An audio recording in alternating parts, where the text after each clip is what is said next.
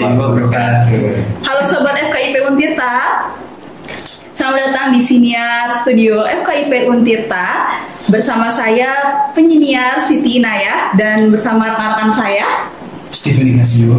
Saya Putra Hidayatullah. dan tentunya di sini ada tamu khusus spesial untuk episode kali ini, Bapak Dekan FKIP Untirta. Selamat datang Bapak Fadullah MSI dan selaku pengampu mata kuliah studi kebantenan ya Pak ya. Siap. Iya.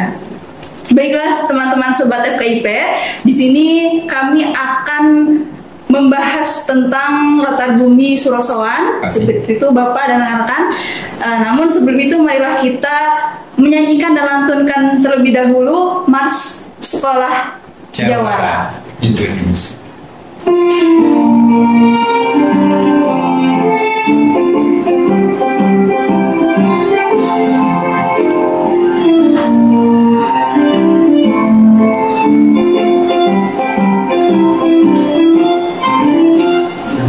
Sumber pengetahuan, puji syukur kami persembahkan.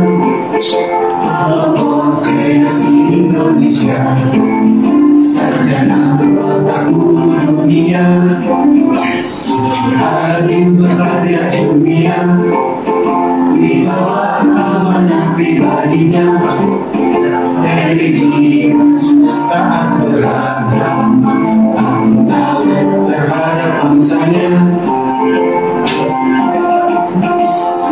Kira FKIP Untirta, Sekolah Jawara Indonesia, unggul dalam mencerdaskan bangsa, Indonesia maju sejahtera.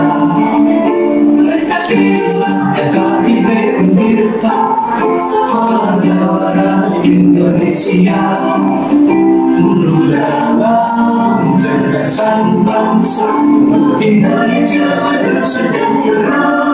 Untuk Indonesia maju sejahtera.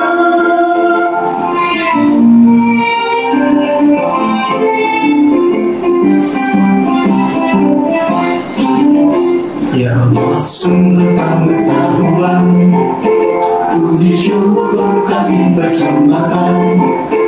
Pelopor kreasi Indonesia, sarjana berwatak guru dunia, hadir berkarya ilmiah, di bawah amanah pribadinya, religius taat beragama, akuntabel terhadap bangsanya.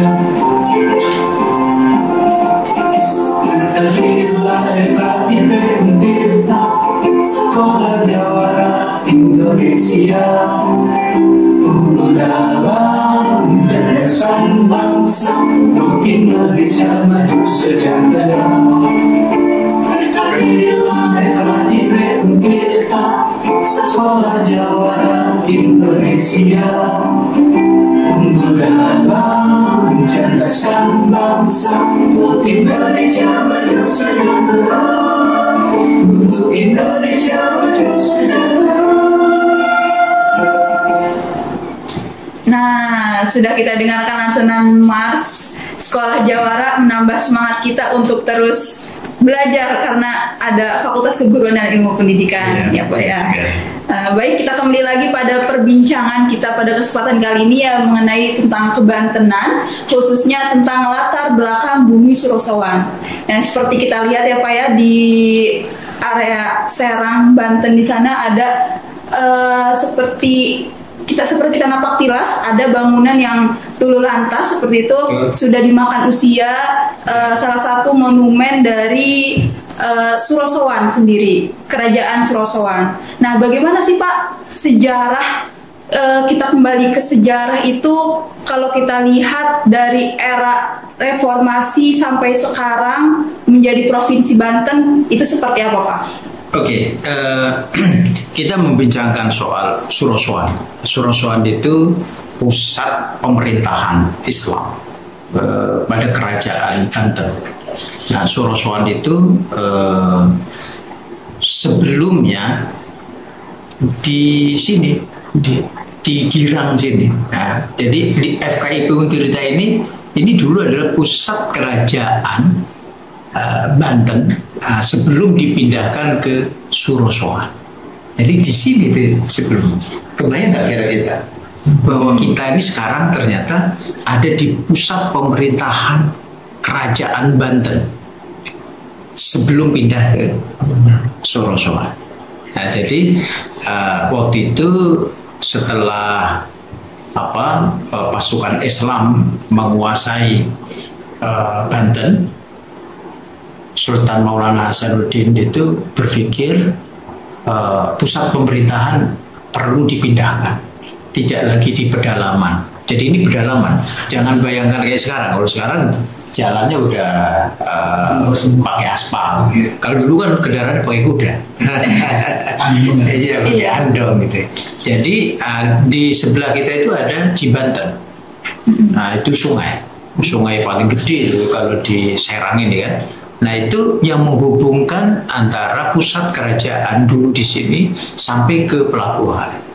Nah oleh Sultan Maulana Hasanuddin dengan mengikuti perkembangan-perkembangan baru di dunia internasional, waktu itu Malaka dikuasai oleh Portugis, jadi pusat perdagangan Islam, hancur, ya kan?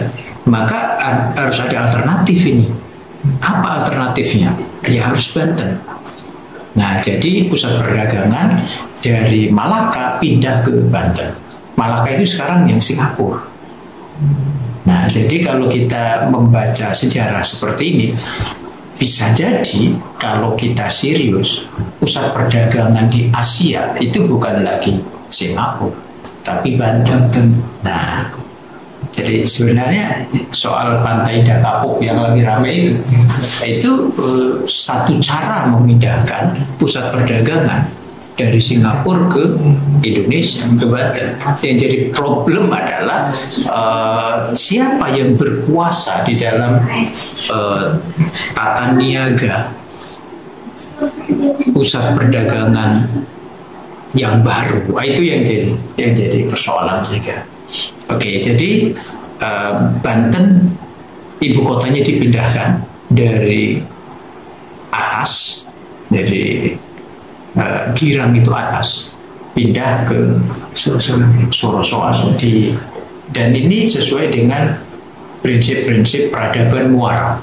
Peradaban Muara itu peradaban yang mempertemukan antara kekayaan pertanian, hasil perkebunan, kehutanan dan seterusnya, agraris dengan bahari, dengan maritim. Nah itu. Jadi itu seperti itu. Dan kenapa ada perubahan itu selain karena pikiran-pikiran politik dan perdagangan internasional tadi, juga terkait dengan paradigma baru tentang laut. Jadi kalau laut itu dalam perspektif yang lain itu dianggap kotor. Karena itu kalau limbah rumah tangga, limbah industri dibuang ke laut. Jadi laut itu kotor. Laut itu serem. Karena itu kalau kita nonton film di Eropa, begitu laut itu yang muncul kan ikan besar, hewan buas, dan itu menyeramkan. Nah, kalau di kita begitu laut itu Nyi Roro Kidul. Dan itu serem. Nah, begitu baca hadis-hadis dalam ajaran Islam itu berubah. Misalnya kalau kita baca kitab hadis Bulughul Maram, hadis pertamanya yang dinyatakan apa? Jadi menyatakan bahwa laut itu airnya suci bersih dan bangkainya halal. Misalnya gitu. Jadi pikiran tentang laut itu serba positif. Nah itu sangat berbeda dengan pandangan Yunani misalnya, pandangan Eropa pada masa itu, dan pandangan masyarakat lokal yang memaknai laut itu secara negatif. Kira-kira begitu. Nah, latarnya ya, jadi mengapa kemudian dipindahkan ibu kota? Sama kayak Pak Jokowi kan? Pak Jokowi juga mau memindahkan ibu kota tuh dari Jakarta ke IKN. Hanya ini berubah dari pesisir, ya kalau Jakarta kan pesisir, ke pedalaman. Jadi ini kebalikan dari Sultan Maulana Hasanuddin Banten ya. Kalau Maulana Hasanuddin memindahkan dari pedalaman ke pesisir. Kalau Pak Jokowi dari pesisir ke pedalaman. Nah, gitu. Itu berarti pikirannya kembali ke Majapahit. Nah, gitu. Beda dengan pikiran Sriwijaya. Nah, kalau Majapahit itu kan negara agraris besar, Jawa dengan pertaniannya. Sementara kalau Sriwijaya itu kerajaan maritim besar. Kira-kira begitu. Oke Pak, ini menarik nih. Kan tadi kita bahas Surosowan ya. Karena saya juga sempat beberapa kali main ke Banten Lama. Terus saya lihat ke museumnya, kayak banyak peninggalan-peninggalan. Saya mau tahu dong Pak, kayak orang-orang dari mana aja sih Pak yang udah pernah ke Banten? Soalnya kayak mata uangnya berbeda-beda Pak. Oh iya, betul. Jadi begitu pusat pemerintahan dipindah dari sini FKIP ini ya, Banten Girang ke Surosowan, dan basis perdagangannya itu ke pelabuhanan. Ingat loh ya, dulu belum ada pesawat, ya kan, kereta juga ada waktu itu. Yang ada pakai kuda. Nah, kalau itu kendaraan darat. Tapi bagaimana bisa menghubungkan ke Eropa, menghubungkan ke Asia Barat, dihubungkan ke Asia Timur, ya kan, sampai ke Afrika? Ya, yang bisa menghubungkan adalah laut.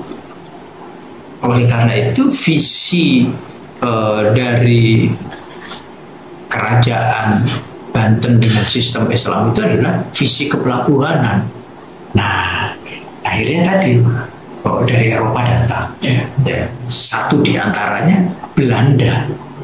Ya kan, Belanda itu sebelum kemana-mana ya Banten dia. Dan yang dijajah kali pertama di Indonesia oleh Belanda itu ya Banten. Menguasai Banten sama dengan menguasai Indonesia.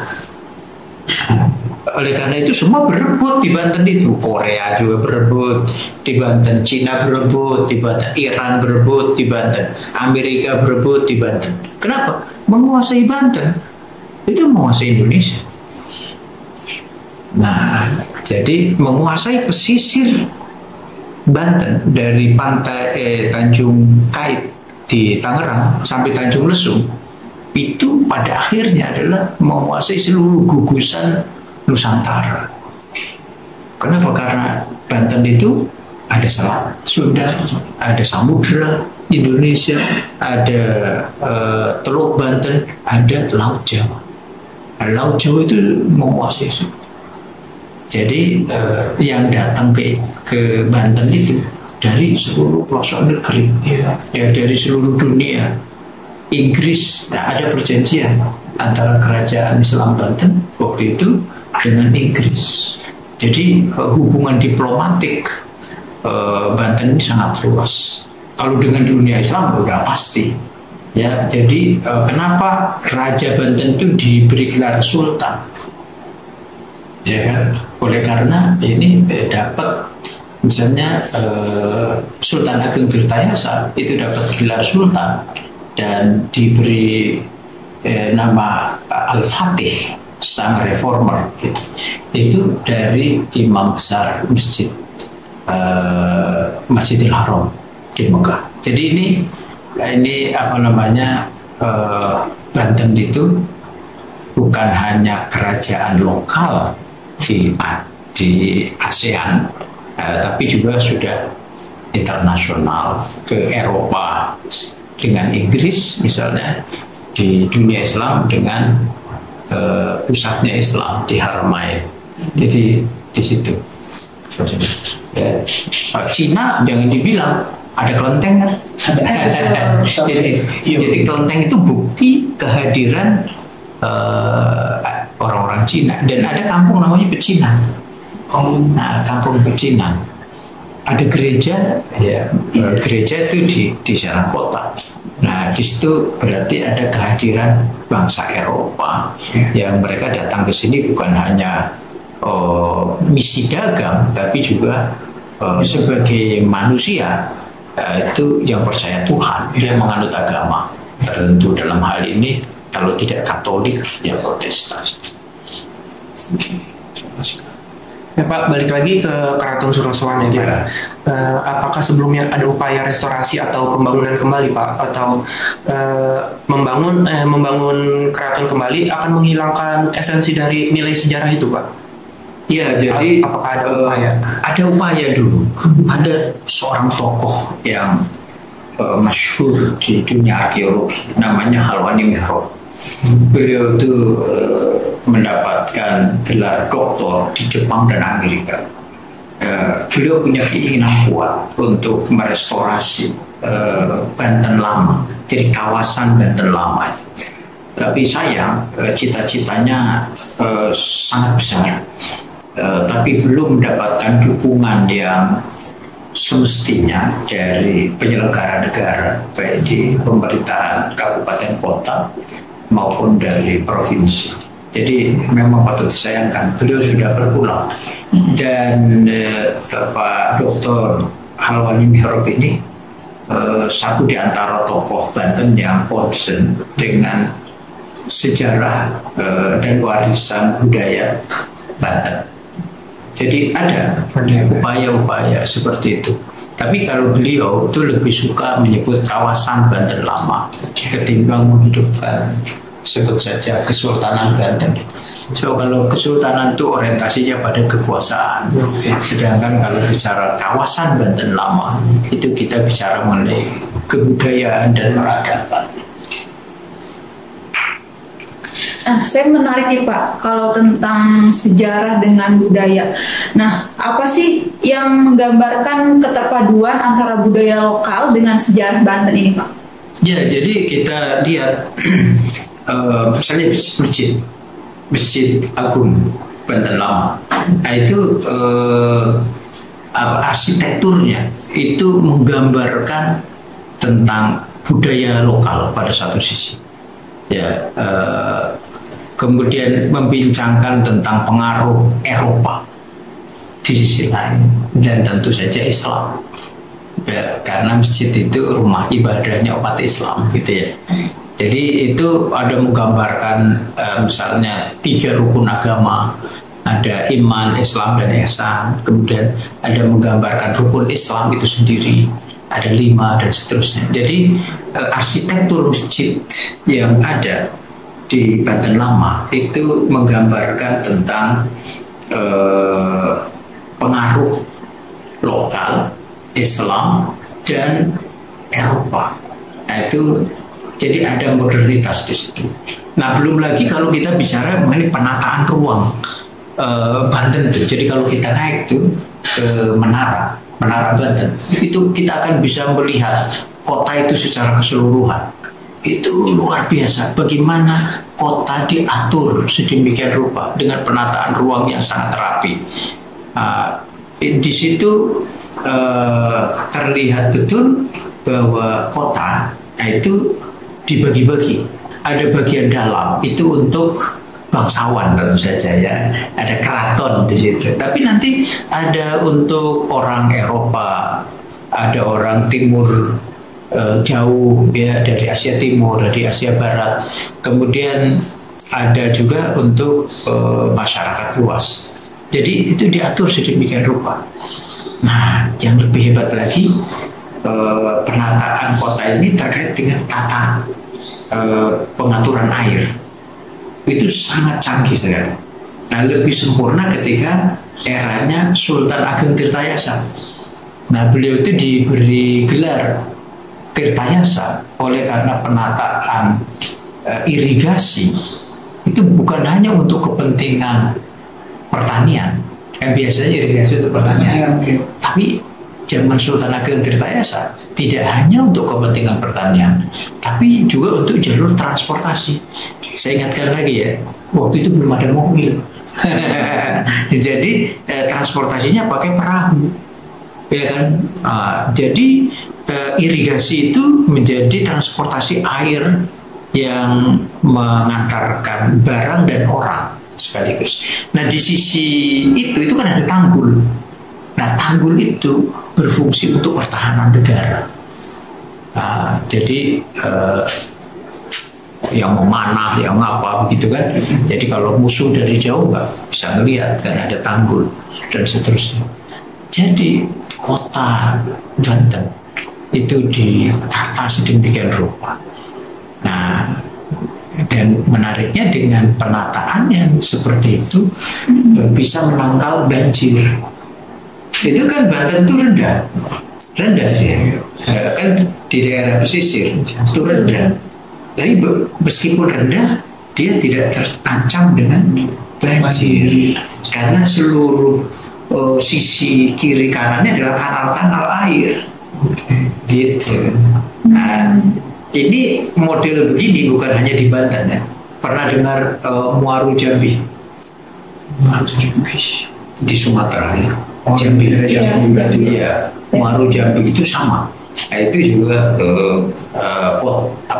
kotanya itu diselamatkan dari banjir dengan kanal-kanal air. Jadi kanal-kanal air itu bisa menyelamatkan kota dari banjir pada satu sisi, dan di musim kemarau dia bisa menyimpan air. Jadi kalau banjir nggak kebanjiran, kalau kemarau nggak kekeringan.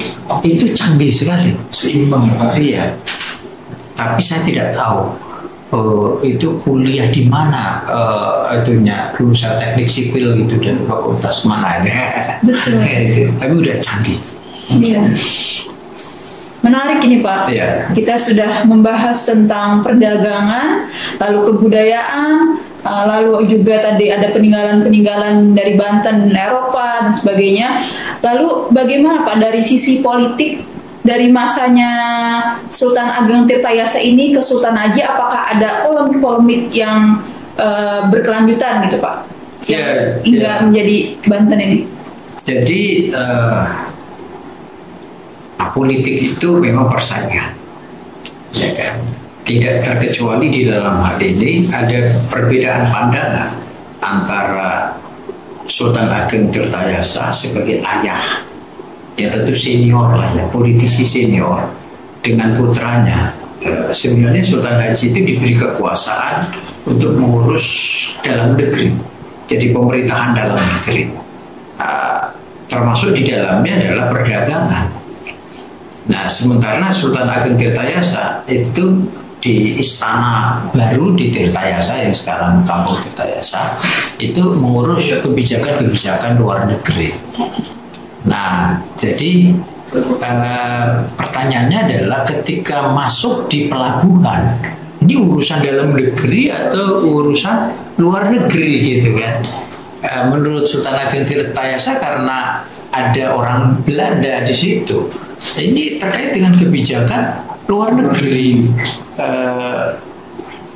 Sultan Ageng Tirtayasa tidak ingin pengaruh luar itu dominan. Jangan sampai ekonomi dalam negeri kita dikendalikan oleh bangsa asing. Tapi sebaliknya Sultan Haji beranggapan bahwa kita kekurangan dana ini. Nah, kalau perlu dana banyak ya harus datang investor. Ya itu saya kira di situ memang problemnya samalah dengan kita hari ini ya kan. Kita ini kaya dengan sumber daya alam, kita itu sangat kaya. Tapi begitu mau kita eksplorasi kekayaan alam ini kita perlu modal. Lah, pertanyaannya apakah kita lebih suka ini dikelola oleh asing yang penting dananya masuk, atau kita tidak suka dikelola asing, ya kan?